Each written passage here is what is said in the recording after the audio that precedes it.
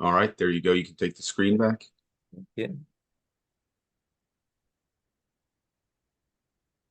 So are we going to look at what feature we're going to look at relative to NVIDIA earnings? Yeah. We're So going to, we're gonna go in NVIDIA and we're just gonna continue our conversation from last week, where we started to compare and analyze how the options behaved around earnings in NVIDIA historically, how the stock behaved, and then we went and looked at some different summary stats, and then we clicked on it and looked further. So I think what we did was stop at the opening gaps. We talked about the earnings moves, which that included how the stock performed right at the close of the day, right before earnings, to the close of the day following earnings. So it was a close to close comparison, end of day, end of day markings. But we could also compare the opening gap. So when a stock, and this is the opening gap in Nvidia, on average, gapped up or down. So when we talk about gaps, it's just the magnitude of the moves, the ones we're looking at here, the absolute averages. That's the magnitude of the move from the previous day's close to the opening of the stock the next day after earnings. Okay. And this is also an important number to analyze because once the market opens, right, there's a couple things why it's important. Well, once the market opens, the stock will move. And at that point, investors and traders could start rehedging, they could start trading. So that's your first opportunity really to start rebalancing uh, your stock and options once they open. So you want to see, well, what did it tend to do from the close to the open? Because we know that here from the close to close, Nvidia moved on average 7.3% up or down. But how did that move?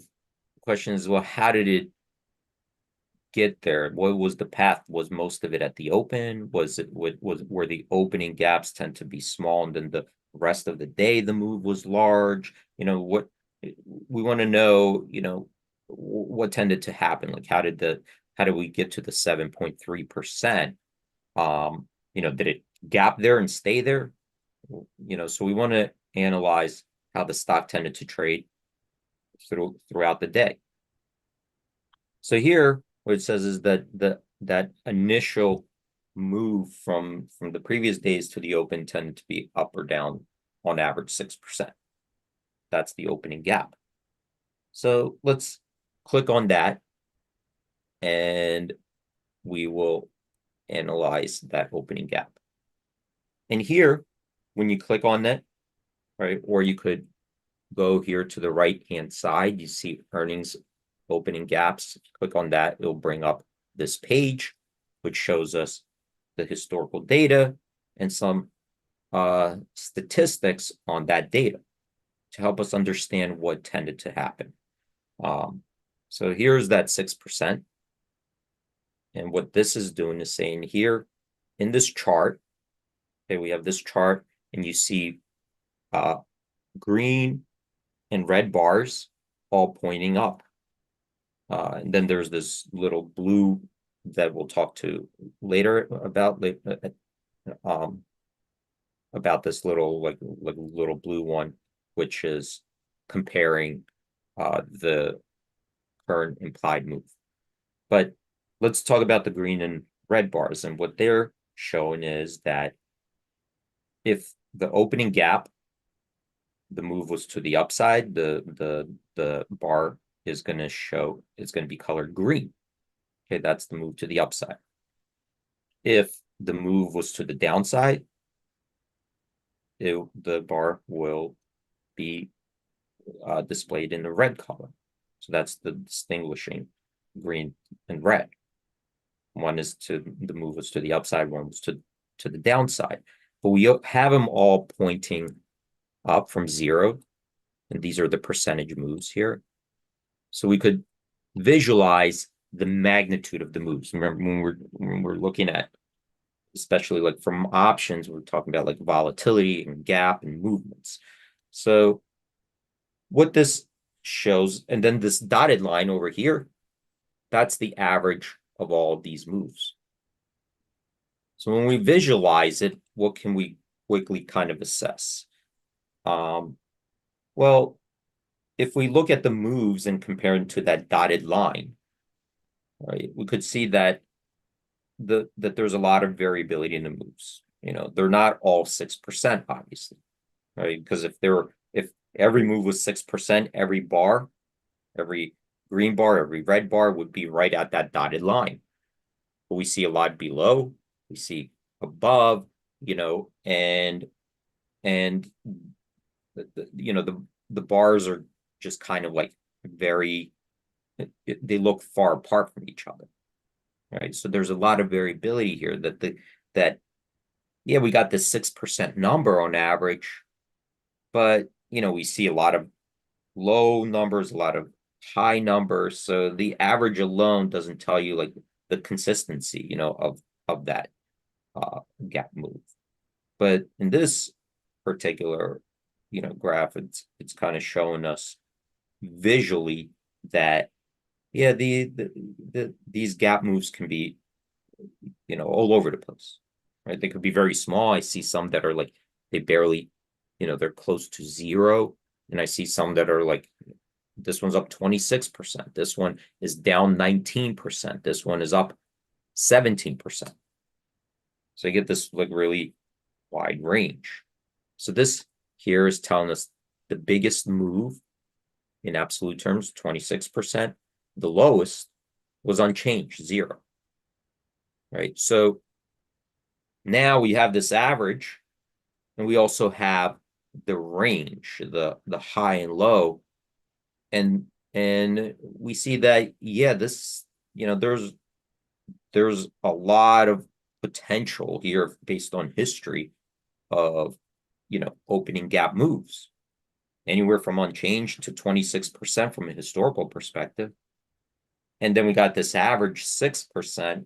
But, if we put 6% in between this range, 26 and 0, there's still, those are very wide apart, very wide from the average.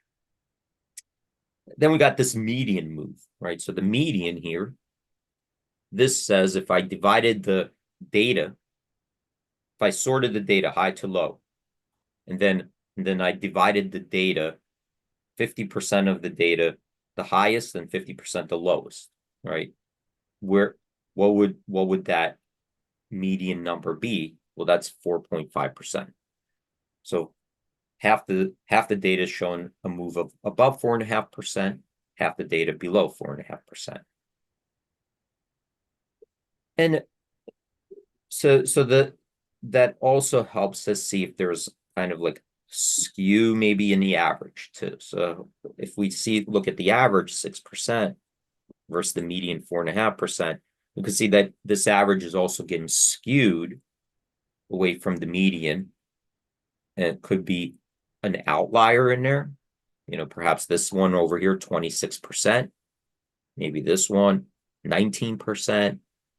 And when you're trying to model the potential gap moves, we don't know what it will be because that didn't happen. We don't know what it will be the next quarter, coming up in 2 days. We have no idea because it didn't happen yet. That's still, that's still an unknown. But if we're trying to, build out a model of potentials with,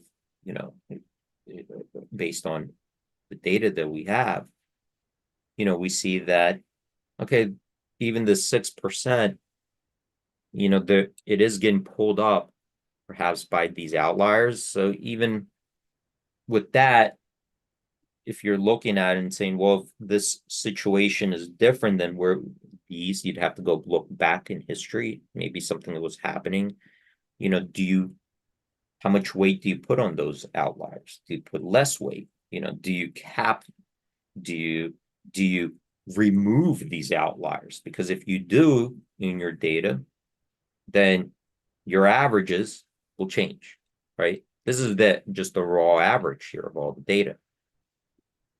But it's something to consider because you see that there is a skew to the average, and it could be because of some of these big outlier moves.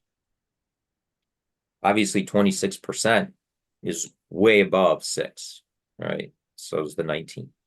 So that's how, that's given us these summer stats. What about just the simple averages? Let's just look at the without absolute.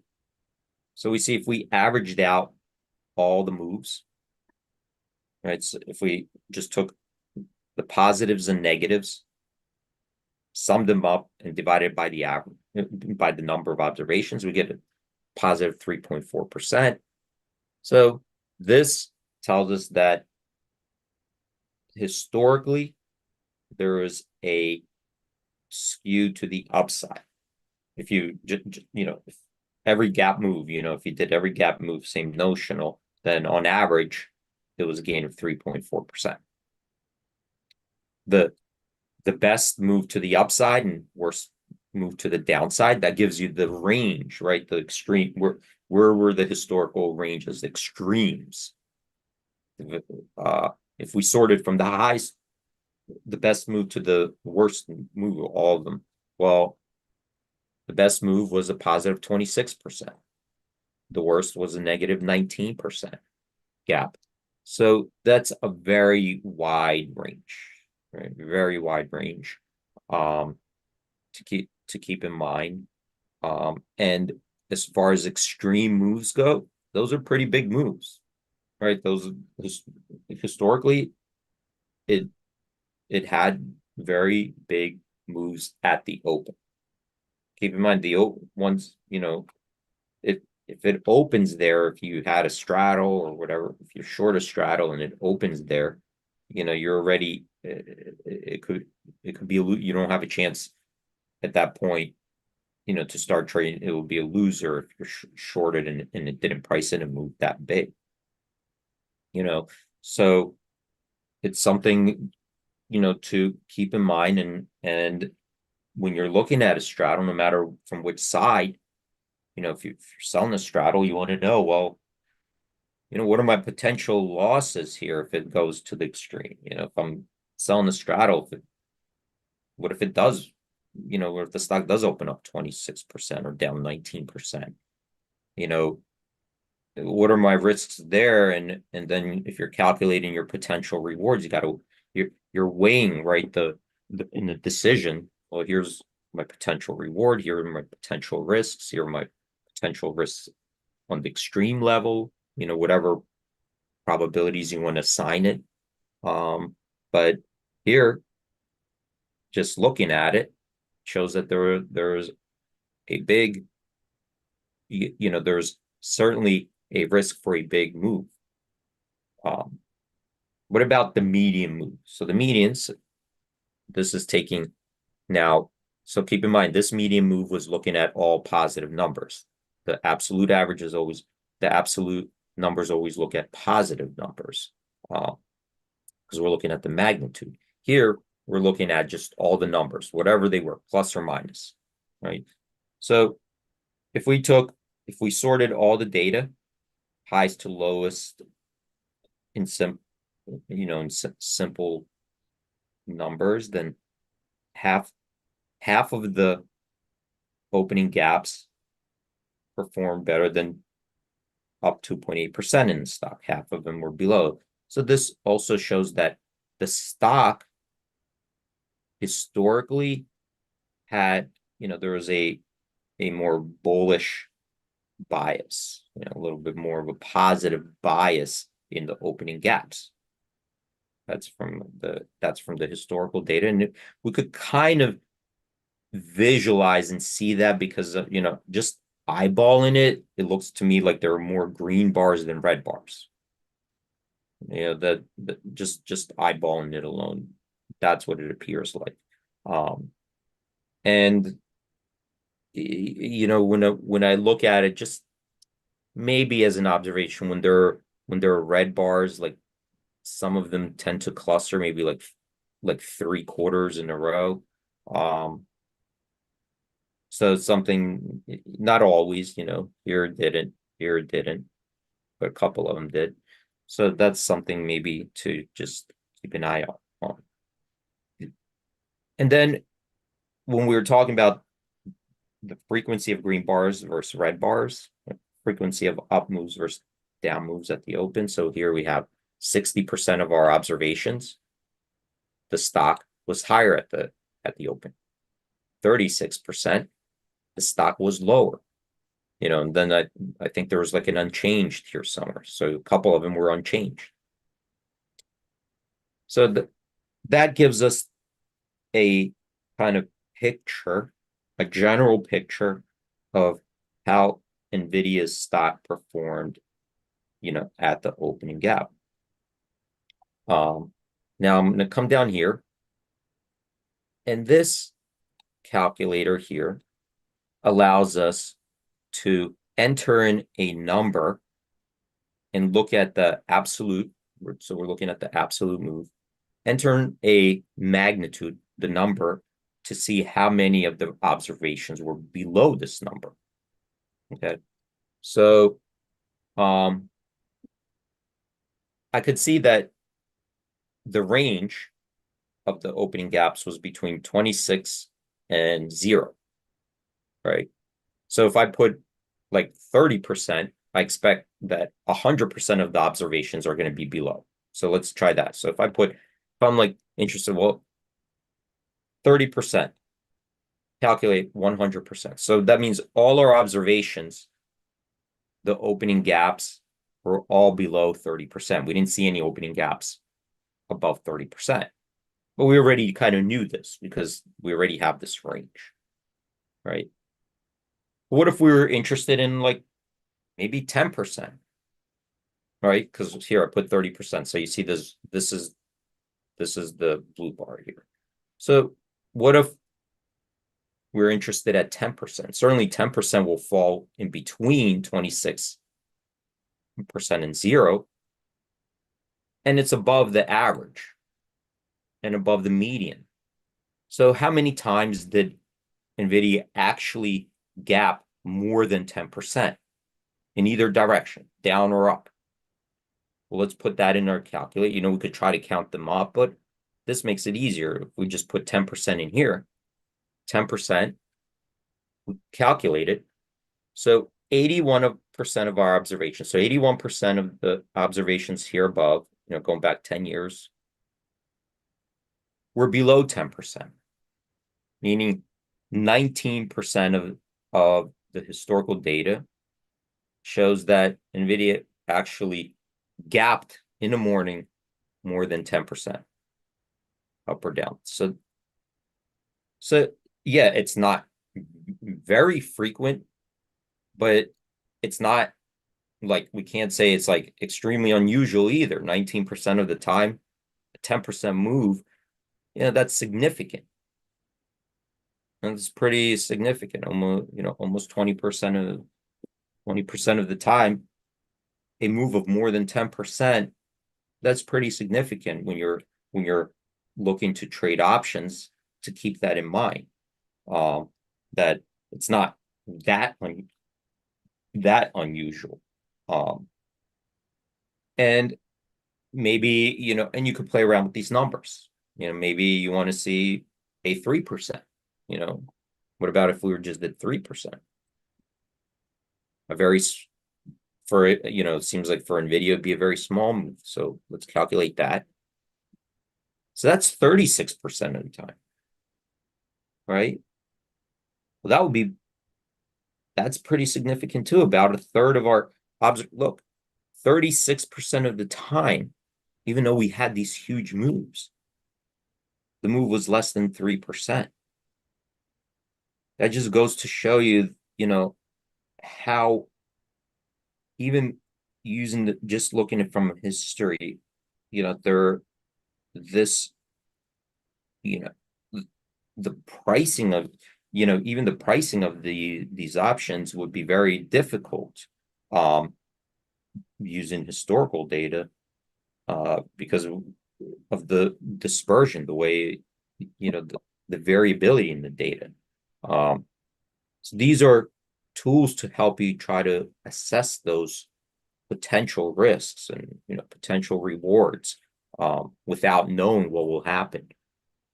So we're right up at 9:30. I think I'm gonna end it Yeah, that there. was great, D. We did have a question, and I didn't want to interrupt you from I think it was from Santa, and maybe it's something you can look up tomorrow.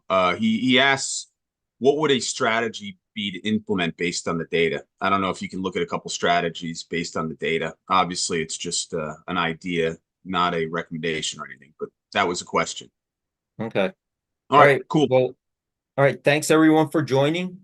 Everyone stay safe out there. Have a great trading day, and hope to see you guys tomorrow.